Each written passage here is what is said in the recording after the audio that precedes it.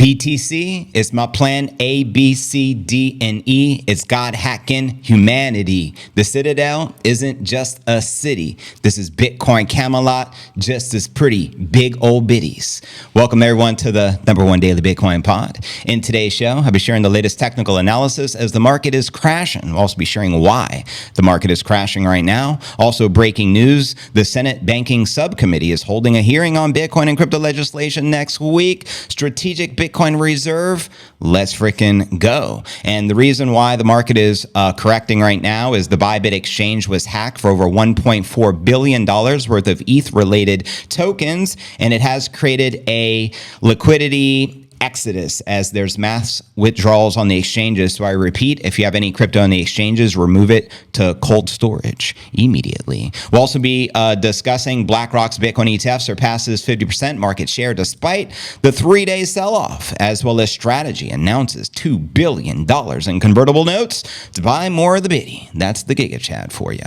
We'll also be discussing the latest adoption of Utah's Bitcoin reserve bill heading to the second Senate reading, as well as Strategy's Michael Saylor says the United States and Trump should aim to hold 20% of the Bitcoin supply, which is virtually 5 million BTC as a strategic reserve. We'll also be taking a look at the overall crypto market. All this, so plus so much more in today's show.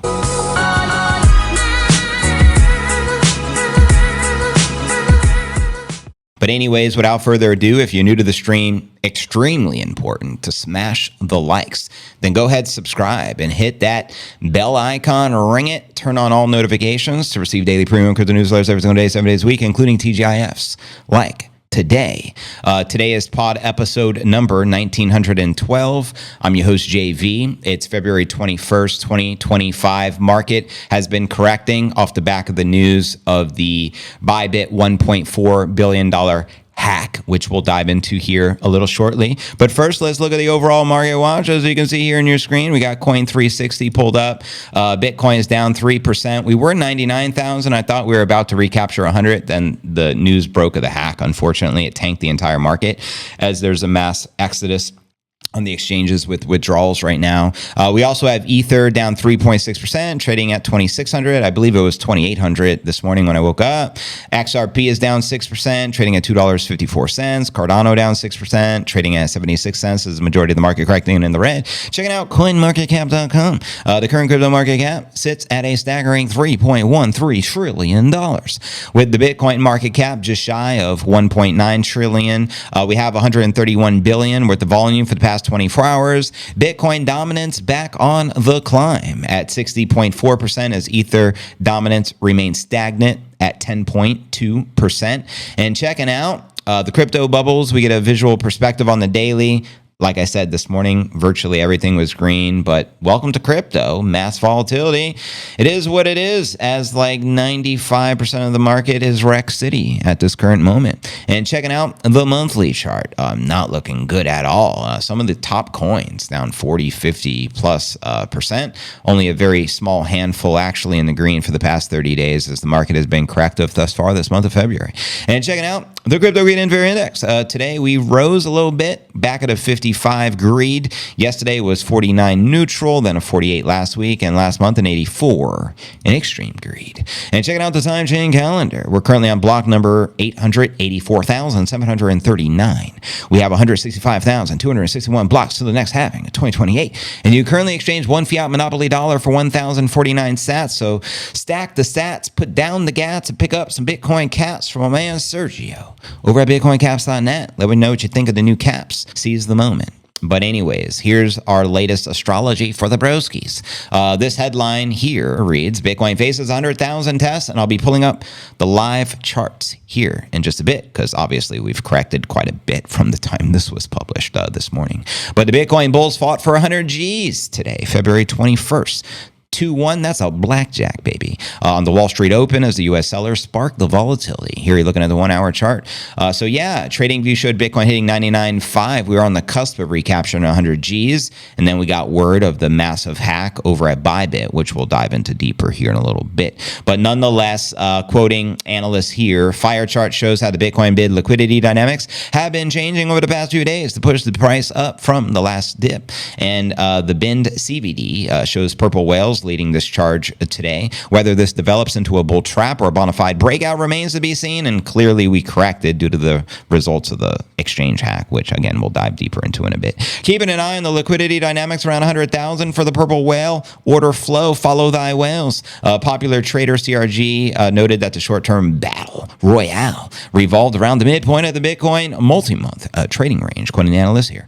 Bitcoin bears trying to step in where they need to. Described looking good overall, yep, until the 1.4 billion exchange hack. And we also have Rec Capital, who shared on a bullish divergence playing out for the Bitcoin RSI on the daily time frame, quoting him here. The daily RSI has broken its downtrend dating to late January of 2025. Crypto and risk assets stood to benefit from the increasing US dollar weakness. As you know, the BITI is a hedge against the hyperinflating dollar. The US dollar index fell to 106 on the day, its lowest level since mid-December of 2024. And in some of the headlines, big news here, the Senate Banking Subcommittee is holding a hearing on Bitcoin and crypto legislation next week, quoting Cynthia Lummis. And so it begins. And I reposted that, put U.S. Strategic Bitcoin Reserve. Let's freaking go. And here's pretty awesome post. If you invested your $1,200 stimulus check from the Novid era and put it in Bitcoin, you'd now be worth $17,000 off that $1,200 stimulus. And that means it's up roughly 1,300% since then. And that was back in around, I guess, 2020, now 5 years later. So if you do get any form of new stimulus from the new administration, put it in the greatest savings ever exists, the greatest savings technology. That's Bitcoin. Because if you put it in the bank, you're guaranteed to lose in purchasing power, where if you put it in Bitcoin, it's mathematically guaranteed to increase your purchasing power. And if you don't know, now you know. And now let's pull up some of the live charts, as I promised for you guys. As you know, we've corrected a lot since this morning. So here's the 1 minute chart. We do have a bull green target sitting at 96.2. Again, we're currently sitting at 95.3. And zooming out from the 1 minute, we'll check out the hour. The hourly chart you can see on your screen has been corrective since the hack news. And again, we'll dive into that as our next story, but I just wanted to share the live charts with the fam. We do have a bull target still at 104.5 on a 1 hour chart. Zooming out from the 1 hour, we'll take a look at a 4 hour. And the 4 hour chart still has the 130,000 target for the bull. And we also have the red target at 104.5. Zooming out from the 4 hour, here's the 1 day chart. This is via TradingView via Coinbase, largest exchange here in the States. And yeah, it's been very corrective today off the back of that news. Unfortunately, no bull target on the daily chart. But zooming out for the weekly, we should still have that sexy cup and handle target, in which we do, you can see on your screen, sitting at 124 G's, baby. And in 2 days, we get another weekly close. Past couple of week closes have been bearish, unfortunately. And zooming out on the monthly, thus far, February forming a corrective red candle. But we still have another week left until the end of the month. So let me know where you feel the pretty little bitty will likely fare between now and the end of the month. Damn it, we were just about to recapture 100 G's. But yeah, this headline reads, Bybit exchange hacked, over 1.4 billion in ETH-related tokens drained. And as I shared here, Bybit exchange hacked. And this is the founder saying, we've experienced massive withdrawals since the 1.4 billion ETH hack. Now, I hate to make people panic, but this is equivalent to a bank run. If everyone at your local bank wants to withdraw their fiat monopoly dollars at the same time, the bank is going to collapse. This could potentially happen to the Bybit exchange. I hope it doesn't, because a lot of people will lose a lot of money, but trust nobody, verify everything. And this is one of the many reasons I warn you virtually every single day why it's important to take your crypto off the exchanges, especially if it's just sitting there, nacho keys, nacho cheese, bitty fam. So yeah, the crypto exchange Bybit has been hacked for over 1.4 billion in liquid staked Ether, Mega ETH, which is METH, and other ERC20 tokens, which is practically the majority of the alt market, according to the on-chain security analyst Zach XBT, who spotted the incident shortly after it occurred. Following the exploit, the online sleuth warned the users the blacklist addresses associated with the hack. And how that works is these exchanges can blacklist all those addresses, so once these hackers try to sell the assets, they get flagged. Bybit co-founder and CEO confirmed the incident and provided an update on the security breach. breach.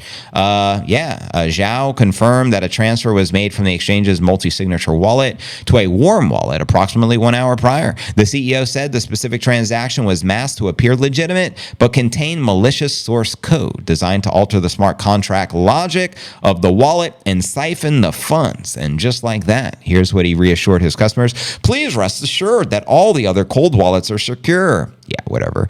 All withdrawals are normal. Yeah, sure. And I will keep you guys posted with more developments. If any team can help us to track the stolen funds, it would be appreciated. The incident follows several high-profile hacks and security incidents throughout last year and early this year that left the crypto exchanges drained of funds. And that's sad. I mean, multi-sig is supposed to be very secure, but I guess if there's malicious malware, which is rewriting the contracts, I guess anything there on the exchange could be hacked. Hence, it's a honeypot. Bybit is solvent, he says. If this hack loss is not recovered, all of the client's assets are one-to-one backed. We can cover the loss, so they claim. In the statement, the exchange assured customers that its cold wallets remain fully secure, adding and the keyword claim. All clients' funds are safe, so they claim. And our operations continue as usual without any disruption. Interesting. The price of Ether dropped over 3% following a hack. Obviously, it could have been a lot worse. This whole market could have tanked 10-20%, as some of the alts are, but Bitcoin's doing its thing. It's only down 3% on the day, but it is currently correcting. Ether was right back close to 2,800, but now it's like it's fallen off a cliff. So not a good look. The crypto industry has experienced an uptick in hacks and scam-related activity. The first several weeks of February this year, ZK Lend, a money market protocol on the Starknet, was hacked on February 14th, Valentine's Day, in an exploit that drained the protocol for almost 10 million. And according to cybersecurity firm, the malicious actor bridged the funds to Ethereum. Why is it always the hackers love stealing that Ethereum? It's interesting, right? Maybe it's just easier to steal, I'm assuming, because of the contracts and such. But anyways, Jupiter, also a Solana-based decentralized exchange, a former Malaysian prime minister, both suffered social media exploits on February 5th. Both incidents, the threat actors used to compromise the accounts to fake meme coins to promote them. Lisa Labs founder Shaw Walters was another recent victim of the social media hack. The hacker took control of the account and began posting scam links. Again, trust nobody, verify everything, and only keep on the exchanges what you would keep in the bank, what you can afford to lose. And Walters said the hack occurred despite having the two-factor security authentication on the X account. Damn.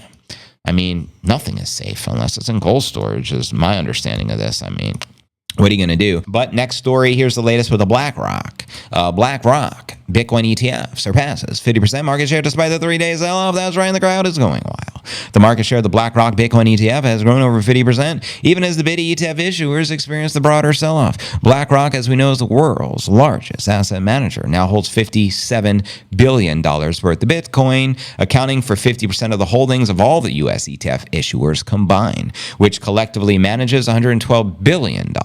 The milestone comes more than a year after the U.S. spot Bitcoin ETF first debuted, trading on January 11th of last year. In 1 year, they surpassed the volume of the gold ETF, which has been around for 2 decades. Let that one sink in. Bitcoin ETFs have been on a recent 3-day selling streak, recording $364 million worth of cumulative net outflows on Feb 20th, of which BlackRock's Bybit accounted for $112 million, according to the Farside data outlined right here on your screen. ETF investments played a major role for the Bitcoin 2024 rally, contributing approximately 75% of the new investment into the Biddy, recapturing the 50G mark. It was actually on February 12th of last year. I recall it because it was the day after my birthday, but I digress. Bitcoin staged a recovery above 99.3 here today, roughly 99.5, but remains down, all thanks to the Bybit 1.4 billion hack I just broke down for you. But despite the increasing ETF outflows, Bitcoin's price remained resilient, minus this hack reaction, suggesting the ETFs are not the primary driver of the market movements. According to Marcin, co-founder of Chief Operating Officer of the Redstone, quoting him here, this indicates that the other forces of evil, just playing, but the other forces such as broader market liquidity, institutional accumulation, or macroeconomic trends are also at play. Still, some industry leaders are concerned about the Bitcoin price action, which has been range-bound for over 2 months now. Bitcoin's price action may be manufactured, according to Samson Mao of Jan 3, which I broke down yesterday, quoting him here. It seems like it's some sort of price suppression. It does seem this way. And if you look at a price movement, we peak and then we stay steady and chop sideways. And it's good. You can say it's consolidation, but it just looks very manufactured, aka what would the kids say? It's sus. Wouldn't you agree? The very tight range in which you're trading just doesn't look natural at all. And I couldn't agree more. He's a smart man. Definitely some manipulation going on at the higher levels here via the whales. But you guys let me know your thoughts. Fortnite, new season. Oh no. Nipsey knows the score. That's right. And rest in peace, the late, great Nipsey Hussle. You feel me? But next story of the day, let's discuss the Michael Saylor $2 billion buy in convertible notes, which was just announced here recently. Strategy, formerly known as MicroStrategy, has announced the pricing of its $2 billion senior convertible note tranche to purchase more of the Biddy and fund operating expenses. The notes will feature a 0% coupon and mature March 1st of 2030, so it's like a 5-year term. Each $1,000 block of notes is convertible to 2.3 shares of Strategy's Class A common stock at $433 per share, hence Bitcoin Alchemist in play. A 35% premium over the current market price. Both the conversion rate and the conversion price are subject to changes over time due to the market conditions. According to Strategy, the offering will be made to qualified institutional investors who can collectively purchase $300 million in additional notes within 5 business days after the initial notes are issued. The company's corporate Bitcoin acquisition plan continues to attract investor attention, drawing both praise and criticism from market participants for its levered approach to building its balance sheet. That's right. Following the MicroStrategy rebrand on Strategy, February 5th, BlackRock, the world's largest asset manager, increased its stake in Strategy to 5%. That's right. It's one of the primary shareholders of Michael Saylor's company. And if you don't know, now you know. They virtually own a piece of all the major companies in the S&P 500. I heard over 90% of the S&P 500 companies BlackRock owns a big piece of. So they virtually own the world. Shares of Strategy surged approximately 2.8%. Speaking of surge, shout out to the crypto surge. And that was on February 7th after BlackRock, which has $11.6 trillion in assets under management, added to the Strategy position. Strategy's most recent Bitcoin acquisition occurred February 10th, the day before my birthday, purchasing 7,633 of the Biddy, bringing its total holdings to 478,740 Bitcoin, valued at $46.4 billion.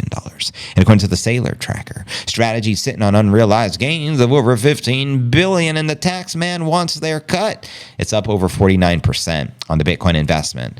12 states in the U.S. are collectively holding $330 million in Strategy stock as part of their state treasuries or pension programs.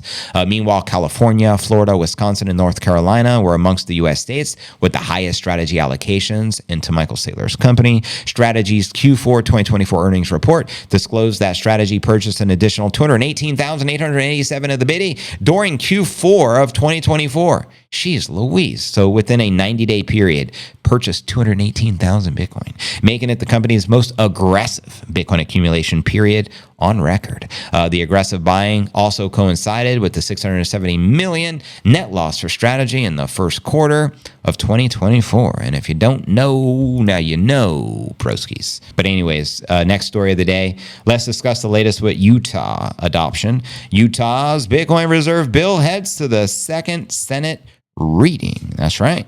Utah passed its Bitcoin reserve bill through the Senate Revenue and Taxation Committee, putting Bitcoin one step closer to becoming one of the state's reserve assets. Let's go. The HB 230 Blockchain and Digital Innovation Amendments bills passed Utah's Revenue and Taxation Subcommittee in a 4-1 vote February 20th and is now headed to a second and third reading before the final Senate vote is made. The Bitcoin reserve bill has already passed through the House, so if it clears the Senate, Utah's Republican Governor Spencer Cox, what a great username, what a great name, Spencer Cox.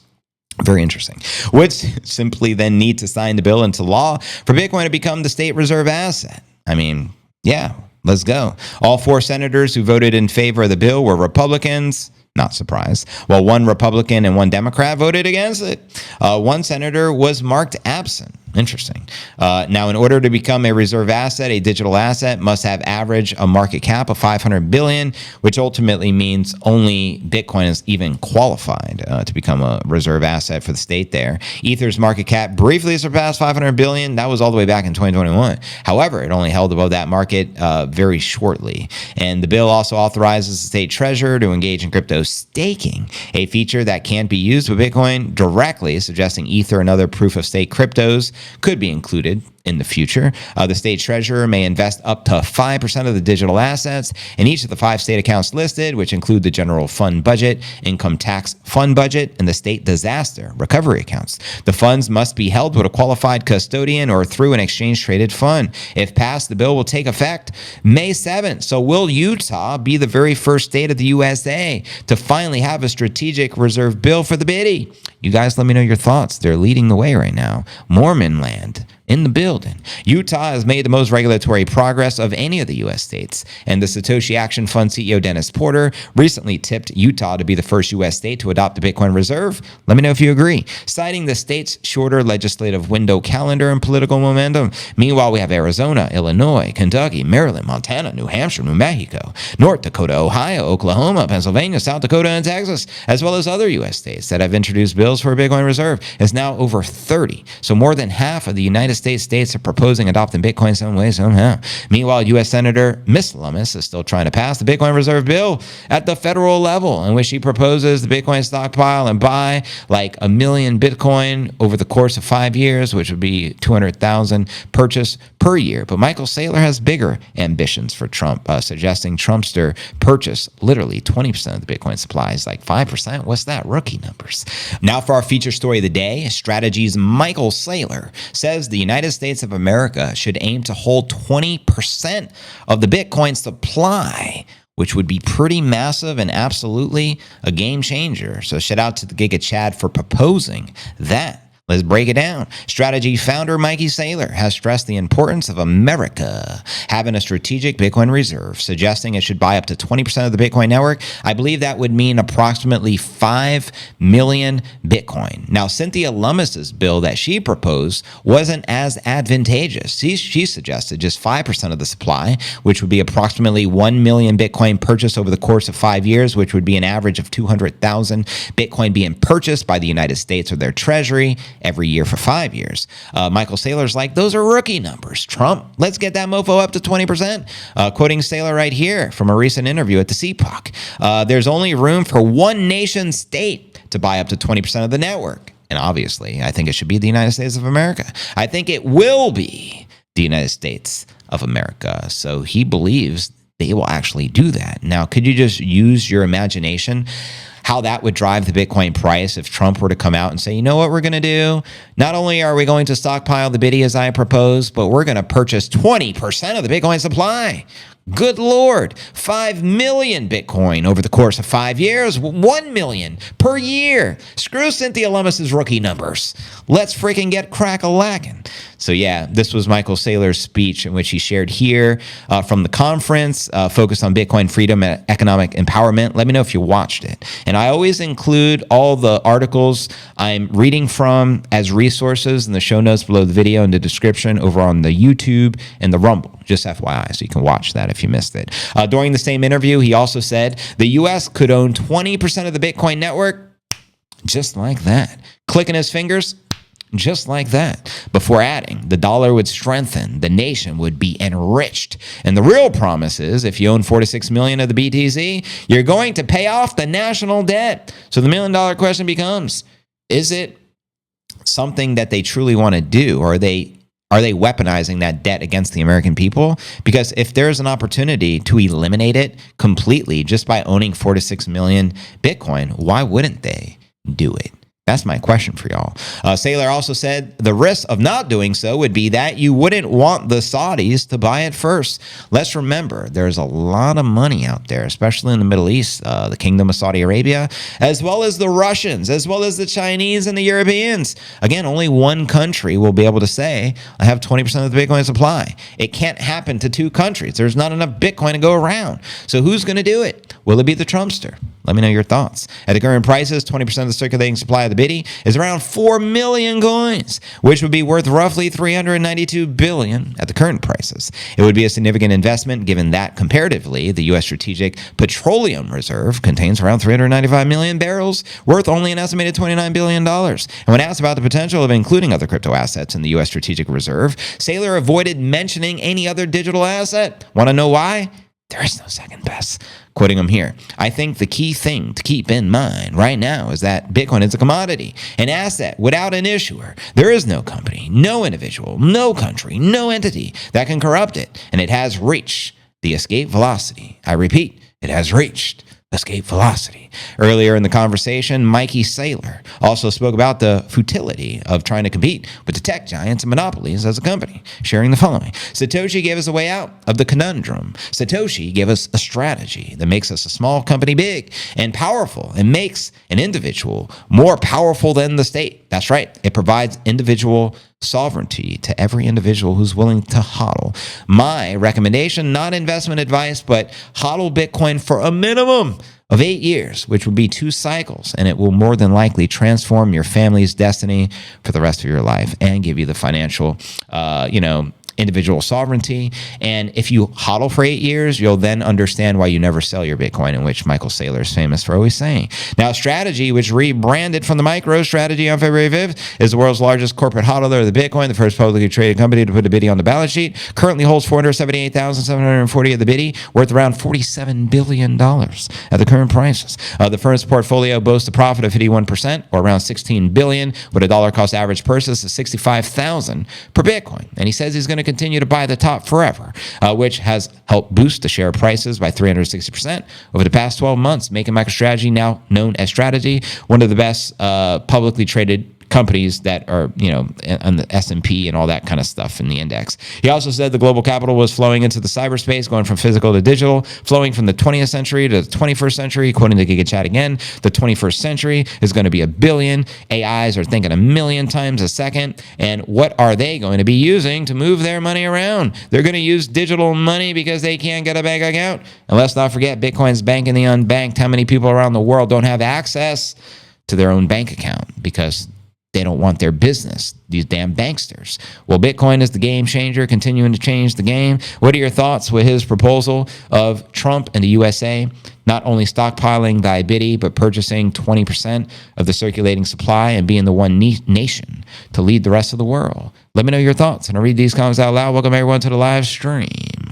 What's up, family? Shout out to the Mr. Corvette. Let's go, Biddy. You're sleeping for months now. Fine, I'm hodling. That's crap. Who's going to sell their Biddy so they can scoop up 5 million? That's 1/3 of all the... Yeah, I'm not saying they'd be able to just scoop it up, but it would be a long-term commitment, obviously. Yeah, I mean, very minimal Bitcoin available on the exchanges. There will be a supply shock, but that will help add to it, most definitely. As I heard, there's 20x the mine supply of 450 being scooped up every day already. Just goes to show you. Please, no shit coinery. I'm all for that, Gizmo. Yes, great show, JV. Great show. Thank you, brother. Now I've got the Addams Family theme stuck in my head. Oh, no. But yeah, keep the comments flowing. I'm about to share some exclusive behind-the-scenes footage from the 100K Bitcoin Fiesta. OG Bring Facts singing some Johnny Cash at the party. I'm happy to share that. Just give me a second to check the X feed again. All comments and quotes will get reposted.